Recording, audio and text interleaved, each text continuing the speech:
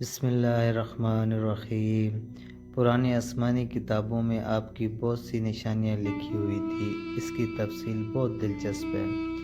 یمن میں ایک قبیلہ حمیر تھا۔ وہاں ایک شخص سیف بن یزن تھا۔ وہ سیف حمیری کہلاتا تھا۔ کسی زمانے میں اس کے باپ دادا اس ملک پر حکومت کرتے تھے، لیکن پھر حبشیوں نے یمن پر حملہ کیا اور اس پر قبضہ کر لیا۔ وہاں حبشیوں کی حکومت ہو گئی۔ 70 سال تک یمن حبشیوں کے قبضے میں رہا۔ جب یہ سیف بڑا ہوا تو اس کے اندر اپنے باپ دادا کا ملک آزاد کرانے کی امید پیدا ہوئی۔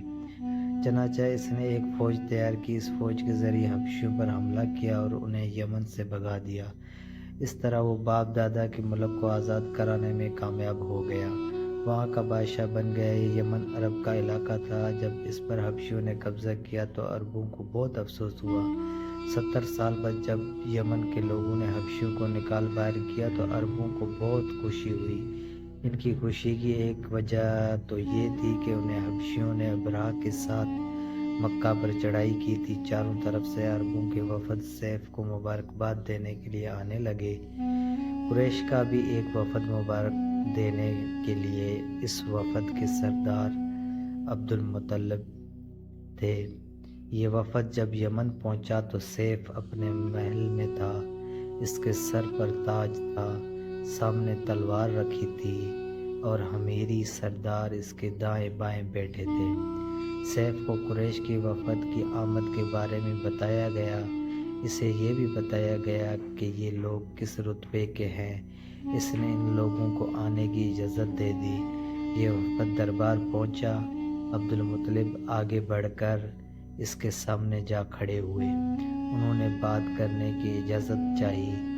سیف نے کہا، اگر تم بادشاہوں کے سامنے بولنے کے آداب سے واقف ہو تو ہماری طرف سے اجازت ہے۔ تب عبد المطلب نے کہا، اے بادشاہ، ہم کعبہ کے خادم ہیں، اللہ کے گھر کے محافظ ہیں۔ ہم آپ کو مبارکباد دینے آئے ہیں۔ یمن پر حبشی حکومت ہمارے لیے بھی بوجھ بنی ہوئی تھی۔ آپ کو مبارک ہو۔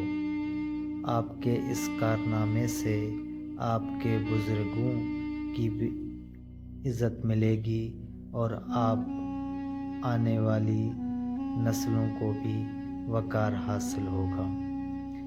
سیف ان کے الفاظ سن کر بہت خوش ہوا۔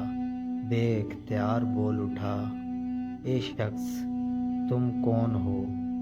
کیا نام ہے تمہارا؟ انہوں نے کہا، میرا نام عبد المطلب بن ہاشم ہے۔ سیف نے ہاشم کا نام سن کر کہا، تب تو تم ہماری بہن کے لڑکے ہو۔ عبد المطلب کی والدہ مدینے کے قبیلے خزرج کی تھی اور خزرج کا قبیلہ دراصل یمن کا تھا۔ اس لیے سیف نے ہاشم کا نام سن کر کہا، تب تو تم ہماری بہن کے لڑکے ہو۔ پھر اس نے کہا، ہم آپ سب کو خوش آمدید کہتے ہیں، آپ کے جذبات کی قدر کرتے ہیں۔ اس کے بعد قریش کے وفد کو سرکاری مہمان خانے میں ٹھہرا دیا گیا۔ ان کی خوب خاطر مدارت کی گئی، یہاں تک کہ 1 ماہ گزر گیا۔ 1 ماہ کی مہمان نوازی کے بعد سیف نے انہیں بلایا۔ عبد المطلب کو اپنے پاس بلا کر اس نے کہا، اے عبد المطلب، میں اپنے علم کے پوشیدہ رازوں میں سے ایک راز تمہیں بتا رہا ہوں۔ تمہارے علاوہ کوئی اور ہوتا تو میں ہرگز نہ بتاتا۔ تم اس راز کو اس وقت تک راز ہی رکھنا جب تک کہ خود اللہ تعالیٰ اس راز کو ظاہر نہ فرما دے۔ ہمارے پاس ایک پوشیدہ کتاب ہے، وہ پوشیدہ رازوں کا ایک خزانہ ہے۔ ہم دوسروں سے اس کو چھپا کر رکھتے ہیں۔ میں نے اس کتاب میں ایک بہت عظیم شان خبر اور ایک بڑے خطرے کے بارے میں پڑھ لیا ہے، اور وہ آپ کے بارے میں ہے۔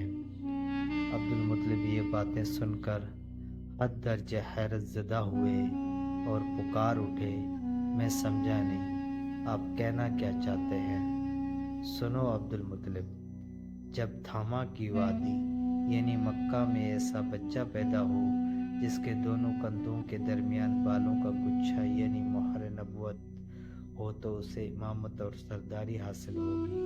اس کی وجہ سے تمہیں قیامت تک کے لیے اعزاز ملے گا، عزت ملے گی۔ عبد المطلب نے یہ سن کر کہا، اے بادشاہ، اللہ کرے آپ کو بھی ایسی خوش بختی میسر آئے